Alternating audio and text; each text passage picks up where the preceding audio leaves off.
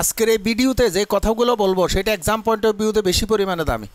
তো আমরা দৈনন্দিন জীবনে যে খাবার দাবার খাই এতে যে আয়রনটা থাকে সে আয়রনটা ফেরিক ফর্মে ম্যাক্সিমাম থাকে। স্টোমাকের মধ্যে এই ফেরিক ফর্মটা এসে HCl এর মাধ্যমে ফেরাস আয়রন হয়। আর আমরা যে লেবু খাই এই লেবু HCl এর মতো কাজ করে।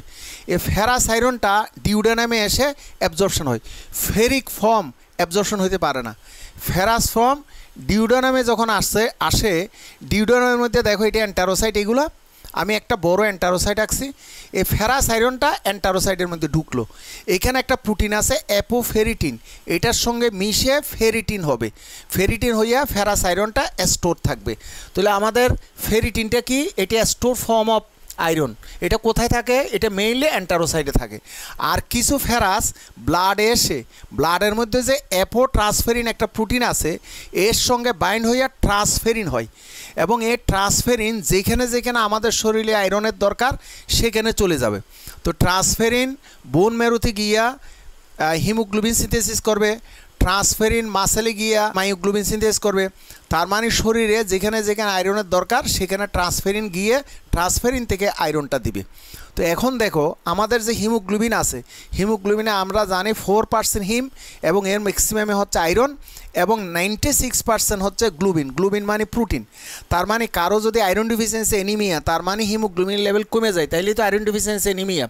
তো আয়রন ডিফিসিয়েন্সি এনিমিয়া বলতে আমরা বুঝি আয়রন পরিমাণ কম। দেখো আয়রন থাকে মাত্র 4% এবং গ্লুবিন থাকে 96%।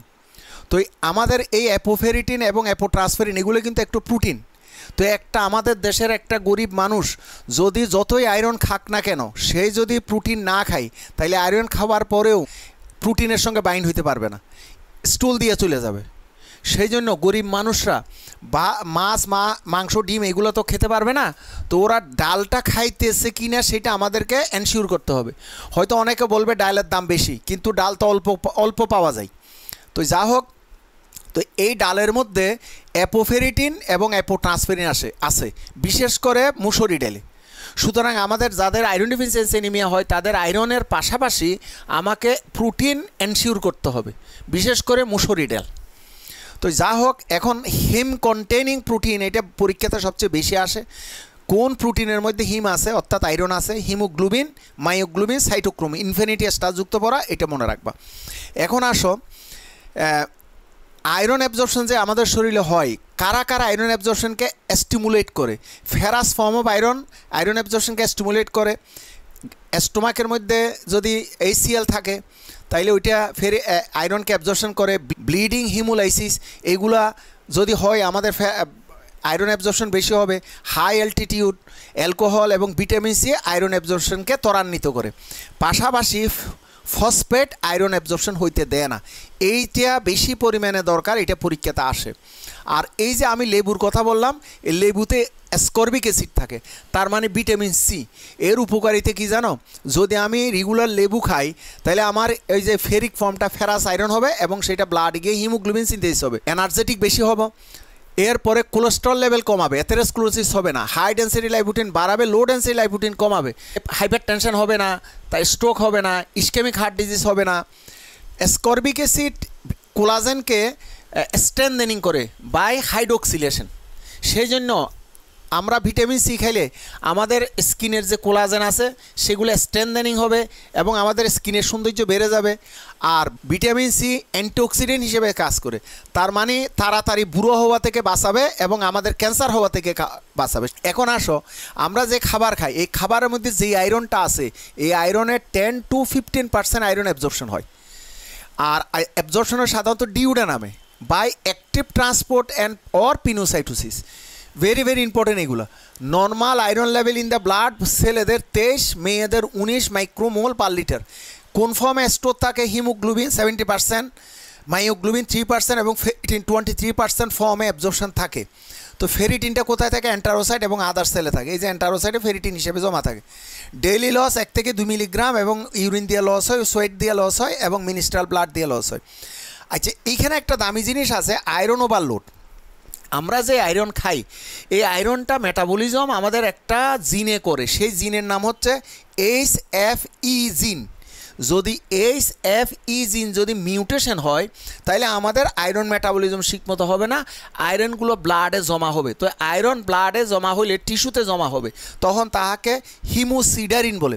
এই হিমোসিডারিন যে ডিজিজটা করবে তাহাকে হিমোক্রোমাটোসিস বলে, হিমোক্রোমাটোসিস। এবং সেটা স্কিনে পিগমেন্ট করে, প্যানক্রিয়াসে আয়রন ডিপোজিশন হবার জন্য ডায়াবেটিস করে, আইলেটস অফ ল্যাঙ্গারহ্যান্সগুলোকে নষ্ট করে দিবে, সেই জন্য ব্রোঞ্জ ডায়াবেটিস। লিভারে আয়রন ডিপোজিশন হইয়া সিরোসিস অফ লিভার করে, কার্সিনোম অফ দ্য লিভার করে। আরেকটা জিনিস আমরা এখানে অ্যাভয়েড করি, সেটা হচ্ছে আয়রন পয়জনিং। তো আমরা সাধারণত হসপিটালে যখন ডিউটি করি, রিপ্রেজেন্টেটিভরা যখন আমাদের কাছে আসে তখন আমাদেরকে ফেরাস সালফেট স্যাম্পলিং হিসেবে দেয়, যেহেতু এটা কম দাম। এখন আমরা ঘরে এসে এই ফেরাস সালফেটটা রেখে দিই, বাচ্চা 1.5-2 বছরের বাচ্চা এগুলো 8-10টা ট্যাবলেট যদি মুখে দেয়, ছোটো ট্যাবলেট ফেরাস সালফেটের, তাইলে ওর পয়জনিং হবে, আয়রন পয়জনিং হবে। এতে হবে কি, প্রচণ্ড পরিমাণে পেট ব্যথা করবে এবং পেট ব্যথা করে ব্লাডি ডায়রিয়া হবে। তখন সবাই মনে করে কি ওর বেসিলারি ডিসেন্ট্রি হয়েছে। হসপিটালে গেলে ডাক্তাররাও বেসিলারি ডিসেন্ট্রি মনে করে চিকিৎসা করবে এবং চিকিৎসার পরে মারা যাবে। এখন বলবে কি, আপনি অনেক দেরিতে আনছেন, সেই জন্য আমরা রুগীটাকে বাঁচাইতে পারি নাই। অথবা তুমি যদি ফেরাস সালফেট রুগী ওই যে স্লাম এরিয়ার মানুষকে দাও, ওদের ছোটো বাচ্চাগুলো এগুলো কিন্তু খেয়ে ফেলে। তো এগুলো দেওয়ার আগে এই জিনিসটা চিন্তা করতে হবে যে আয়রন পয়জনিং কিন্তু 8 থেকে 12 ঘন্টার মধ্যে রুগী জাস্ট মারা যাবে। তো যা হোক, আমি এখানে এই জিনিসটা বেশি পরিমাণে দামি, হিমোক্রোমাটোসিসটা খুব দামি, ব্রোঞ্জ ডায়াবেটিস। আর এইখানে হিম কন্টেনিং প্রোটিন অনেকবার পরীক্ষাতে আসছে। আয়রন অ্যাবজর্পশন কি কারা স্টিমুলেট করে এটা পরীক্ষাতে কয়েকবার আসছে। আর অ্যাসকর্বিক অ্যাসিড আর ভিটামিন সি আমাদের শরীরে কী কাজে লাগে, 60টা কাজের কথা এখানে আমি বলছি। আর স্টোমাক যদি আমরা কেটে ফেলি, partial gastrectomy or total gastrectomy করি, তাহলে আয়রন অ্যাবজর্পশন হবে না, আয়রন ডিফিসিয়েন্সি অ্যানিমিয়া হবে। এখন কিছু জিনিস এখানে এক্সেপশনাল, কিছু জিনিস হয়তো আমরা ওইভাবে খেয়াল করি না, সেটা আমি তোমাকে একটু জানাচ্ছি। একটা মানুষ থেকে আমি ব্লাড নিলাম, এই ব্লাডটা টেস্ট টিউবে রাখার পরে কিছুক্ষণ রেখে দিব, তাহলে ব্লাডটা ক্লট হয়ে যাবে এবং এর উপরে কিছু পানির মতো হবে, এই পানিটাকে সেরাম বলে। আমরা বলি না সেরাম ইলেকট্রোলাইট করে আনেন, ওই সেরামটা এইভাবে সংগ্রহ করে, ব্লাড থেকে সেরাম এইভাবে সংগ্রহ করে। আর ক্লটের মধ্যে ক্লটিং ফ্যাক্টর সবগুলো থাকে, আর সেরামের মধ্যে ক্লটিং ফ্যাক্টর 1, 2, 5, 8, 10 এইগুলো ছাড়া বাকিগুলো কিন্তু সেরামের মধ্যে থাকে। এখন আসো, ব্লাড নেওয়ার পরে এর সঙ্গে অ্যান্টিকোয়াগুলেন্ট দিয়ে একটি ব্যাগে যদি রাখে, এটা ব্লাড ব্যাগ হয়ে গেল। এর নিচে যেই অংশগুলো থাকবে সেই অংশটাকে পিসিবি বলে, যেখান থেকে আমার হেমাটোক্রিট বলে। আর উপরে যেই রক্তগুলো থাকবে, পানিগুলো থাকবে, এটাকে প্লাজমা বলে।